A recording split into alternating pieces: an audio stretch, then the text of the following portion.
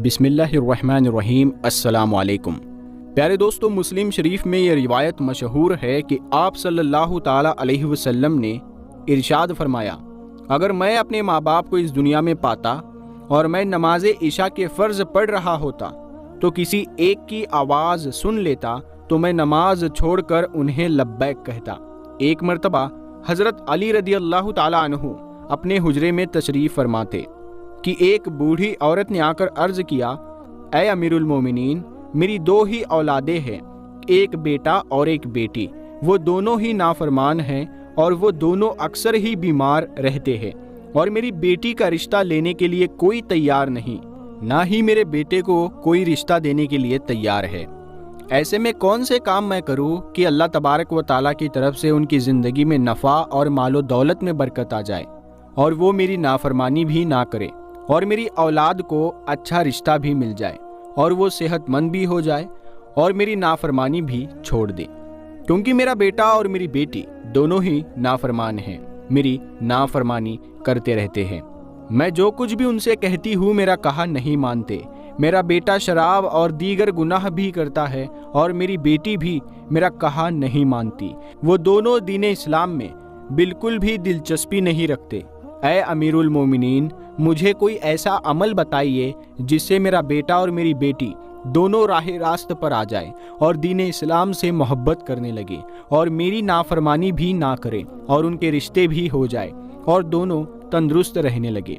उस बूढ़ी औरत की बात सुनकर हज़रत अली रदी अल्लाह ताला अन्हु ने फरमाया, माँ बाप के ऐसे 5 अमल हैं जिनकी सज़ा उनकी औलाद को मिलती है। वो 5 अमल ऐसे हैं कि जिससे औलाद का ताल्लुक जुड़ जाता है। वो 5 अमल कौन से हैं, जानने के लिए आप इस वीडियो को पूरा ज़रूर देखें और आप सभी भाई बहनों से गुजारिश है कि आप लोग इस वीडियो को लाइक ज़रूर किया करें। प्यारे दोस्तों, हज़रत अली रदी अल्लाह ताला अन्हु फरमाते हैं कि अगर माँ बाप ये 5 अमल करते हो तो इन अमल की वजह से उनकी औलाद को सज़ा मिलती है। वो बूढ़ी औरत कहने लगी कि ऐ अमीरुल मोमिनीन, वो कौन से 5 अमल है जिसकी वजह से हमारी औलादें बीमारी में मुब्तला, परेशानियों में, मुसीबतों में और दीगर मसाइल में मुब्तला हो जाती है। हज़रत अली रदी अल्लाह ताला अन्हु ने फरमाया, जो हम आपको बताते हैं। नंबर 1, जिसके माँ बाप कुरान पाक पढ़े हुए हो लेकिन अपने घर में तिलावत कुरान पाक ना करते हो तो उनके घरों में बेबरकती नाजिल हो जाती है और शैतान के चेले उस घर में डेरा जमा लेते हैं और शैतान के चेले उस माँ बाप की औलाद को भटकाते रहते हैं, जिसकी वजह से उन माँ बाप की औलादें बीमार रहने लगती है और घर में लड़ाई झगड़े और बेएतमादी बढ़ जाती है, जिसकी वजह से उनकी औलादें नाफरमानी करती है। इसके अलावा दीन इस्लाम से भी भटकना शुरू हो जाती है, क्योंकि कुरान पाक अल्लाह तबारक व ताला की ऐसी मुक़द्दस किताब है कि जिसके एक एक हर्फ को पढ़ने वाले को अल्लाह तबारक व ताला 10-10 नेकियां अता फरमाता है। इसके साथ ही हर 10 नेकियों में इंसान का मर्तबा, रुतबा भी बुलंद कर दिया जाता है और हर उस नेकी के बदले में उसके घर में बरकतें, रहमतें भी अता फरमाता है, जिसकी वजह से उन माँ बाप की औलादों पर असर पड़ता है और उनकी औलादों से बीमारियाँ और मुसीबतें ख़त्म हो जाती है और वो बाहया और दीन इस्लाम पर कायम रहती है। और अल्लाह तबारक व ताला उन औलादों की किस्मत अपने एक फ़रिश्ते के ज़िम्मे लगा देता है। वो फ़रिश्ता उन शैतानों के चेलों को भगा देता है और उनके घर में बरकतें और रहमतें अल्लाह तबारक व ताला के फजलो करम से बरसती रहती है। जिस भी घर में अल्लाह तबारक व ताला की रहमतें और बरकतें नाजिल हो जाए वहाँ ना तो शैतान के चेले रह सकते हैं और ना ही वहाँ बेबरकती, परेशानियाँ, बीमारियाँ और दीगर मुसीबतें आती है। प्यारे दोस्तों, अक्सर औकात ये भी देखा गया है कि आज हमारे रिश्तेदार हो या फिर अपने ही घरों में हम झांक कर देखें कि कुरान पाक जो अल्लाह तबारक व ताला की मुक़द्दस किताब है, जो हमारे आखिरी नबी हज़रत मोहम्मद सल्लल्लाहु ताला अलैहि वसल्लम पर नाजिल हुई, हमारे घरों में पड़े पड़े उन पर मिट्टी जम गई है और हम कुरान पाक की तिलावत बहुत कम करते हैं। हालांकि हमें रोज़ाना कुरान करीम की तिलावत کرنی چاہیے تاکہ ہمارے گھروں میں اللہ تبارک و تعالیٰ کی برکتیں اور رحمتیں نازل ہوتی رہے۔ جو ماں باپ قرآن کریم پڑھ کر بھی نہیں پڑھتے تو ان کی اولاد بے حیا، بے شرم اور تنگ دست ہو جاتی ہے۔ لہٰذا ہر ماں باپ کو چاہیے کہ روزانہ اپنے گھروں میں قرآن کریم کی تلاوت کرے تاکہ اللہ تبارک و تعالیٰ کے فضل و کرم سے ان کی اولادیں نیک اور دین اسلام کے راستے پر چل پڑے۔ پیارے دوستو، اس کے بعد حضرت علی رضی اللہ تعالیٰ عنہ نے فرمایا، نمبر 2، جس گھر میں ماں باپ روزانہ لڑتے ہو اور ایک دوسرے کو گالیاں دیتے ہو، جہاں گالیاں دی جائے صرف شیطان ہی اس گھر میں ڈیرا ڈال لیتے ہیں اور ان کو ایک دوسرے کے خلاف بھڑکاتے رہتے ہیں۔ پیارے دوستو، آپ خود سوچ کر دیکھیں کہ جس گھر میں اللہ تبارک و تعالیٰ کے فرشتے نہ آئے اس گھر میں مصیبتیں، بیماریاں، طرح طرح کی پریشانیاں آئے گی اور اللہ تبارک و تعالیٰ اس گھر میں رہنے والوں سے ناراض ہوگا اور وہ گھر جہنم ہی کہلائے گا۔ پیارے دوستو، اللہ تبارک و تعالیٰ کے فرشتے صرف یہودیوں اور مشرکوں کے گھر میں نہیں جایا کرتے، کیونکہ حضور اکرم صلی اللہ تعالیٰ علیہ وسلم کا فرمان مبارک ہے، ایک دوسرے کو گالیاں دینا دین اسلام میں حرام ہے، کیونکہ ماں باپ کو دیکھ کر ہی اولاد جوان ہوتی ہے۔ جیسے عمل ماں باپ کے ہوں گے تو ویسا ہی تو عمل اولاد کے بھی ہوں گے۔ اولاد نے تو یہی دیکھا کہ میرے ماں باپ ایک دوسرے کو گالیاں دیتے ہیں، لڑائی جھگڑے کرتے ہیں، اب اولاد سے ماں باپ کو کیا امید ہوگی کہ میری اولاد فرما بردار ہوگی؟ ایسا نہیں ہو سکتا۔ اسی لیے حضرت علی رضی اللہ تعالیٰ عنہ نے فرمایا کہ ماں باپ کو چاہیے کہ دین اسلام میں جو طریقہ بولنے کا بتایا گیا ہے وہی طریقہ اختیار کرے تاکہ ان کی اولادیں وہ سن کر ان پر عمل کرے۔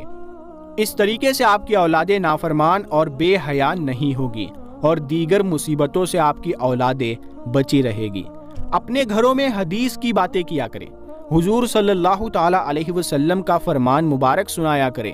اپنی بیٹیوں کو، اپنے بیٹوں کو حضرت فاطمہ زہرا رضی اللہ تعالیٰ عنہا یا پھر حضرت عائشہ صدیقہ رضی اللہ تعالیٰ عنہا کی باتیں بتایا کریں تاکہ ہماری بیٹیاں با حیا اور فرما بردار ہو۔ اسی لیے ماں باپ کو چاہیے کہ دین اسلام کے طرز پر ہی بولا کرے تاکہ ان کی اولادیں بے حیائی، پریشانیوں، نافرمانی اور طرح طرح کی مصیبتوں سے بچ سکے۔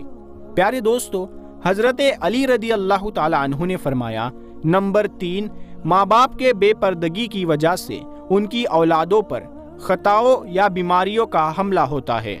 صحیح بخاری میں حضرت ابو ہریرہ رضی اللہ تعالیٰ عنہ سے روایت ہے کہ حضور صلی اللہ تعالیٰ علیہ وسلم نے ارشاد فرمایا، جو عورت پردے میں رہے گی اس پر جنت واجب ہے اور جو عورت بے پردہ رہے گی اس پر جہنم واجب ہے۔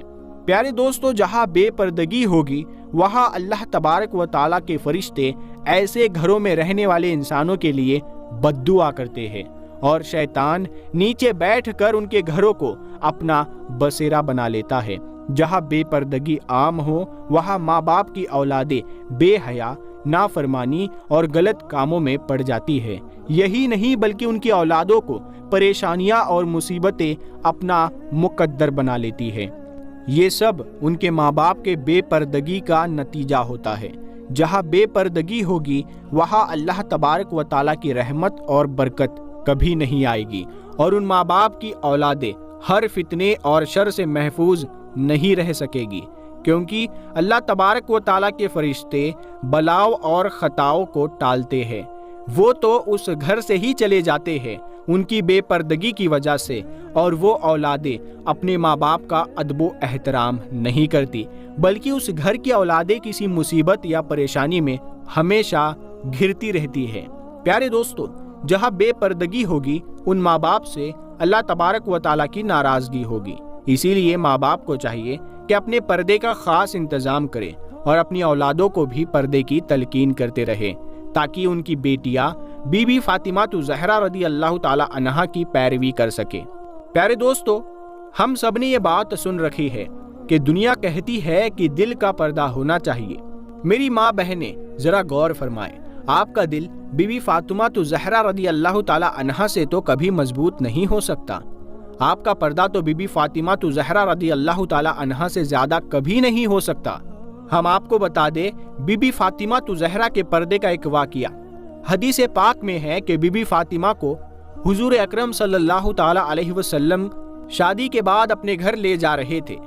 آگے راستے میں ایک نابینا صحابی بیٹھے ہوئے تھے۔ اس کو دیکھ کر بی بی فاطمہ رضی اللہ تعالی عنہا نے اپنے چہرے مبارک پر پردہ ڈال لیا تو حضور اکرم صلی اللہ تعالی علیہ وسلم نے فرمایا، اے بیٹی فاطمہ، یہ صحابی تو نابینا ہے، یعنی اندھے ہے، وہ آپ کو نہیں دیکھ سکتے۔ تو حضرت بی بی فاطمہ رضی اللہ تعالی عنہا نے فرمایا، بابا حضور صلی اللہ تعالی علیہ وسلم، وہ صحابی اندھے ہے مگر میں تو انہیں دیکھ سکتی ہوں۔ سبحان اللہ، یہ شان مبارک ہے بی بی فاطمہ تو زہرا کے پردے مبارک کے۔ اسی لیے میری تمام بہنوں اور ماؤں سے گزارش ہے کہ اپنے پردے کو اپنی زندگی کا مقصد بنا لیں، تاکہ اللہ تبارک و تعالی آپ سے خوش ہو جائے اور آخرت میں آپ پر جنت واجب ہو جائے۔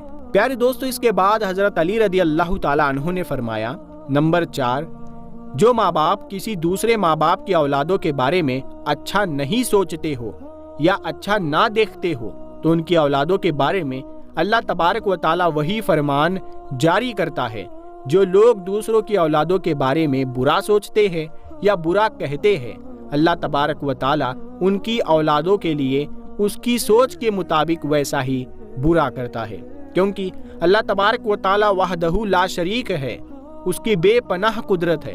اللہ تبارک و تعالی کسی بھی ماں باپ کی محبت سے زیادہ اپنے بندوں سے پیار کرتا ہے۔ جب آپ کسی کی اولاد کو دھوکا یا کسی پریشانی میں ڈالو گے تو اللہ تبارک و تعالی وہی نظریہ آپ کی اولادوں پر بھی مسلط کر دیتے ہیں۔ اگر آپ کسی کی اولادوں کے بارے میں اچھا سوچیں گے تو اللہ تبارک و تعالی آپ کی بھی اولادوں کے بارے میں اچھا ہی کریں گے۔ جیسا تم کسی کی بیٹی کے بارے میں سوچو گے یا کسی کے بیٹے کے بارے میں سوچو گے، ویسا ہی اللہ تعالیٰ تمہاری اولادوں کا بھی دوسروں کی نظر میں یہی نظریہ قائم کر دے گا۔